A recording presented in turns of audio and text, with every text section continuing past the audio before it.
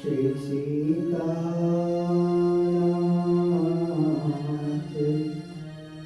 समारंभा श्री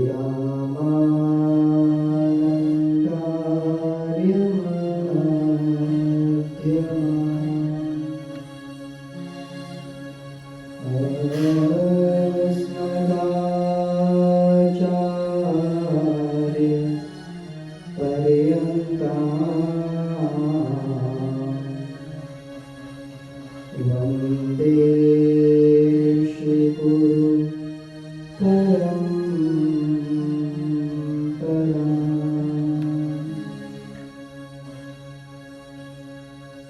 श्री राधा साध्यं साधनं यस्य राधा मंत्रो राधा मंत्रदा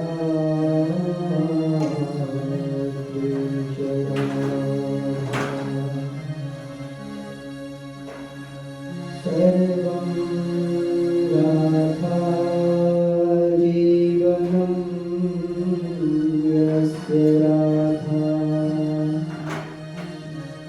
श्री राधा राधा वाचिकन्तस्य श्रेष्ठा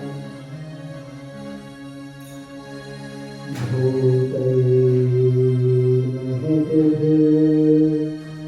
य इमाः पुरो विभुर् निर्मायशेते यदमोषु पूरुषः भुङ्क्ते गुणान् षोडश षोडशात्मकः सोऽलङ्कृष्ट भगवान् वचांसि माता पिता रामचन्द्रः स्वामी रामो मत्सखा रामचन्द्रः सर्वस्वं मे रामचन्द्रो दयालु नान्ये जाने नैव जाने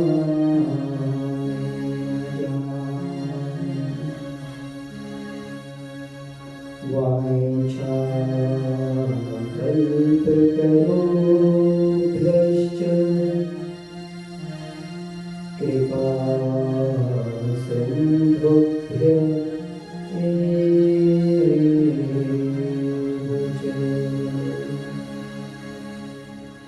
पतितानां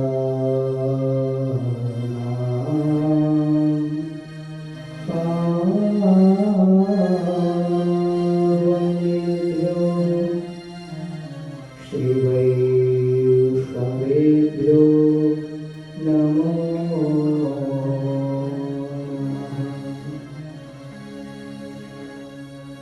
श्री राम कथा के रसिक तुम भक्तराज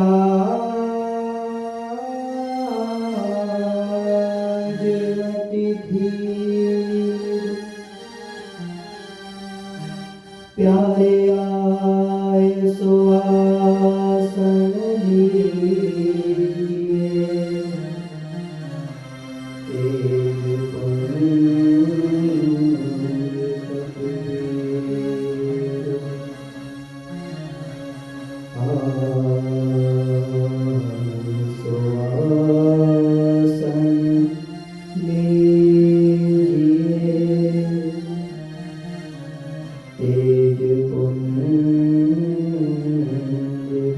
की जय श्री भक्तवत्सल भगवान की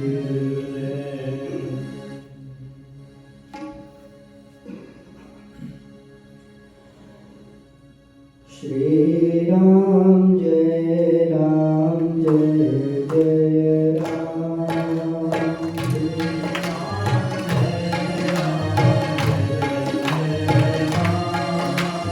श्री राम जय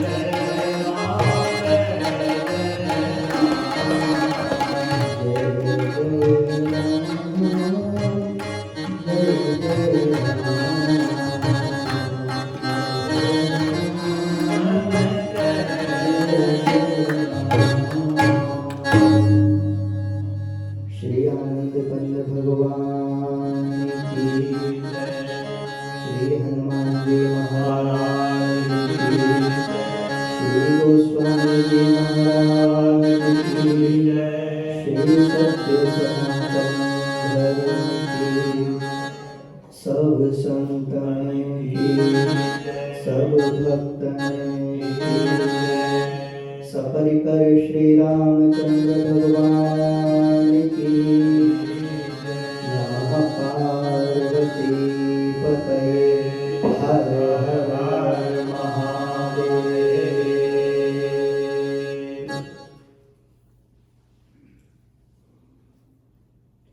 परम आनंदमय अनंतानंत गुण गण निलय प्यारे श्री रामचंद्र सरकार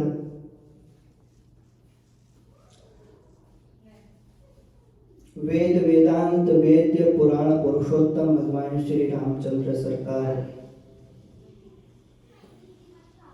जिनकी करुणा कृपा से हम और आप लोग उन्हीं के श्री चरणों में विराजमान होकर उन्हीं के द्वारा प्रदत्त कृपा प्रसादी अपने अनमोल श्वासों को उन्हीं के श्री चरणों में समर्पित करने के लिए विराजमान है।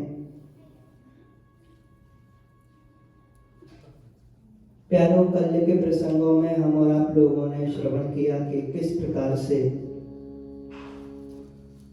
श्री मनु जी ने तपस्या करके प्रसन्न करके श्री वैकुंठ धाम से प्यारे प्रभु से याचना करके उनके दिव्य निज महल श्री अयोध्या धाम को पृथ्वी पर लाए हैं। श्री अयोध्या जी के बाद श्री सरयू महारानी पृथ्वी पर आई हैं और धीरे धीरे सृष्टि का क्रम हम और आप लोग श्रवण कर रहे थे। जिस वंश में स्वयं प्यारे प्रभु आ रहे हैं वह वंश ही कितना पवित्रतम है। भगवान श्री सूर्य नारायण से लेकर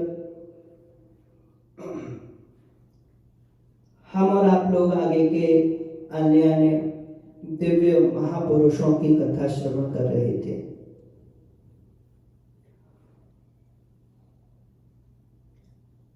तो प्यारो, भगवान श्री रामचंद्र सरकार का जो चरित्र है वह साक्षात धर्ममय है। बहुत से आजकल के बुद्धिजीवी लोग अपनी कुबुद्धि के आश्रय से अनंत मर्यादा पुरुषोत्तम भगवान श्री रामचंद्र सरकार को कोई महापुरुष, कोई महायोगी, कोई किसी प्रकार के चमत्कारिक पुरुष सिद्ध करने का दुष्प्रयास करते हैं और कुछ मूर्खानंद तो कल्पना मात्र ही बता देते हैं। परंतु उन लोगों ने श्रीमद् वाल्मीकि रामायण का पाठ नहीं किया है। जिस दिन सरल भाषा में हिंदी में ही इसको समझ लिया जावे तो इतना तो सामान्य ज्ञान सबको होना चाहिए कि साक्षात जगत पिता भगवान श्री ब्रह्मा जी महाराज किसी योगी या किसी महापुरुष की तो स्तुति नहीं करेंगे। स्वयं देवाधिदेव भगवान जिस राम नाम का जप करते हैं वह श्री रामचंद्र सरकार केवल दशरथ नंदन एक राजकुमार नहीं बल्कि साक्षात परब्रह्म पूर्णतम परमात्मा है। वेद वेदांत वेद्य हैं, पुराण पुरुषोत्तम है, कोटि कोटि कंदर्प दर्प दमनीय कमनीय कांति वाले हैं। इनके चरित्र से पूर्व रावण के प्रसंगों पर भी थोड़ा ध्यान देना पड़ेगा, क्योंकि अधर्म के स्वरूप को जब हम भली भांति जान लेंगे तब पता चलेगा कि साक्षात धर्मावतार भगवान श्री रामचंद्र किन किन परिप्रेक्ष्यों में उनका अवतार हुआ। वैसे तो यह बात सर्व प्रसिद्ध है ही कि भगवान केवल और केवल भक्तों के लिए अवतार लेके आते हैं, परंतु भगवान ने इस बात को, इस रहस्य को थोड़ा सा छिपा करके तीन भावनाएं प्रकट कर दी हैं। यदा यदा हि धर्मस्य ग्लानिर्भवति भारत अभ्युत्थानमधर्मस्य तदात्मानं सृजाम्यहम् परित्राणाय साधूनां विनाशाय च दुष्कृतां धर्म संस्थापनार्थाय संभवामि युगे युगे। साधु संतों की रक्षा, परित्राणाय साधूनां विनाशाय च दुष्कृतां, दुष्टों के विनाश के लिए, और धर्म संस्थापनार्थाय, धर्म की संस्थापना करने के लिए।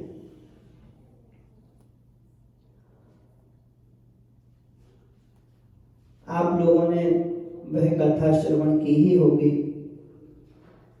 श्री ब्रह्मा जी के आदि पुत्र मानस पुत्र निवृत्ति मार्ग के परम आचार्य श्री सनक सनंदन सनातन संत कुमार चारों ऋषि भगवत दर्शन की कामना से श्री वैकुंठ जा रहे थे। जय विजय ने उनको रोका है। रोकना अनुचित नहीं है क्योंकि रोकना उनका कर्तव्य है, परंतु जिस तरीके से रोका,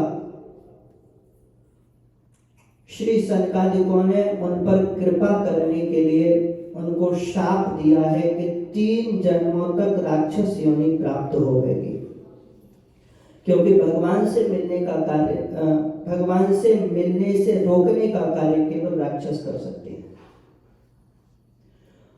प्रथम इनका जन्म हुआ है हिरण्यकश्यप और हिरण्याक्ष के रूप में। ये लोभ के प्रतीक हैं। भगवान ने श्री वराह नारायण का अवतार और श्री नृसिंह नारायण के अवतार से इन दोनों का विनाश किया। दूसरी बार में यही रावण और कुंभकर्ण बने, ये काम के प्रतीक हैं। और तृतीय बार में यही जय विजय भगवान के पार्षद शिशुपाल और दंतवक्त्र बने हैं, जो क्रोध के प्रतीक हैं।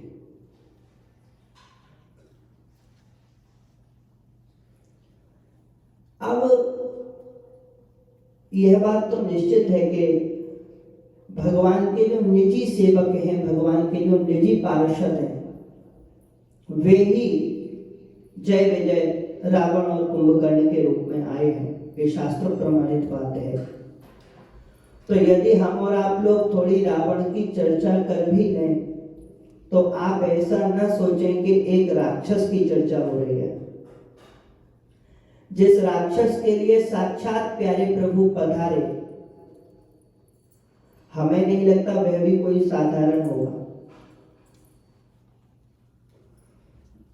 सब प्यारे प्रभु के पास आते हैं अपना उद्धार करवाने, और स्वयं प्यारे प्रभु लंका में गए रावण का उद्धार करने। श्री ब्रह्मा जी से कश्यप हुए, कश्यप जी के पुत्र हुए पुलस्त्य मुनि, पुलस्त्य जी के विश्रवा हुए। और कहीं कहीं तो वर्णन सीधे ही आता है भागवत जी आदि में कि श्री ब्रह्मा जी के पुलस्त्य हुए, पुलस्त्य के विश्रवा हुए।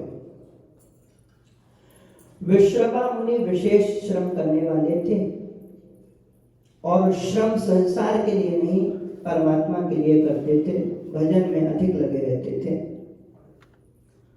और इनका प्रथम विवाह श्री भरद्वाज मुनि की कन्या से हुआ है। उन्हीं से प्रथम पुत्र हुए श्री कुबेर जी महाराज। ये कुबेर जी भगवान के खजांची बने हैं, धनराज हैं, यक्षराज हैं, अनंत ऐश्वर्यवान हैं। और इनके पास एक सुंदर पुष्पक विमान है। श्री ब्रह्मा जी की समस्त कृतियों में से सर्वोत्तम कृति है ये पुष्पक विमान। बड़ा अद्भुत विमान है। विमान तो बहुत बने, बहुत बन रहे हैं, बहुत बनेंगे, परंतु प्यारो पुष्पक विमान जैसा न भूतो न भविष्यति। न कभी ऐसा विमान पहले कहीं बना है और न कभी ऐसा विमान बन सकता है। साधारण विमान बनते हैं, वे परिश्रम के फल से बनते हैं। ये असाधारण विमान है, ये तपस्या के बल से प्रकट भया है। इसमें ऐसी विशेषताएं क्या थी, संत लोग वर्णन करते हैं। रामायणों में इसका सुंदर विस्तार प्राप्त होता है। ये विमान ठोस सोने का बना हुआ था, स्वर्ण में विमान था पूरा। और इस विमान में अनंत विशेषताएं। एक तो इसमें समस्त पुष्पों की सुगंध आती थी। जितने भी संसार में सुगंधित पुष्प होते हैं, फूल होते हैं, सबकी सुगंध इसमें आती थी। और ये पुष्प के समान हल्का विमान था। सोने में भी सुगंध होती है, यह केवल पुष्पक विमान सिद्ध करता है। इसके भीतर नगर के नगर हैं, पर्वत, पहाड़, वन, उपवन, नदियां, झरने सब चकाचक है। इसके भीतर एक दिव्य राजमहल बना हुआ है मध्य में। उस राजमहल के ठीक मध्य में एक दिव्य सिंहासन है। उस सिंहासन पर जो व्यक्ति विराजता है, कोई बैठे, तो उसके अगल बगल में 16 सिंहासन और प्रकट हो जाते हैं।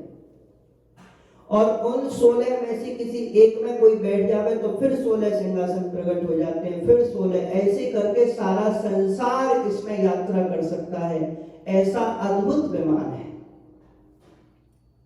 इस विमान में ये विशेषता है कि इसमें करोड़ों अरबों लोग भी यदि आ जाएं, पूरे संसार के लोग भी आ जाएं, तो भीतर तो सबको पूरा स्थान प्राप्त होता है। बाहर से विमान उतना बड़ा दिखाई नहीं देता है। ये इसमें दिव्यता है विमान की। जो मुख्य सिंहासन पर बैठते हैं उनकी संकल्प शक्ति से ये विमान चलता है।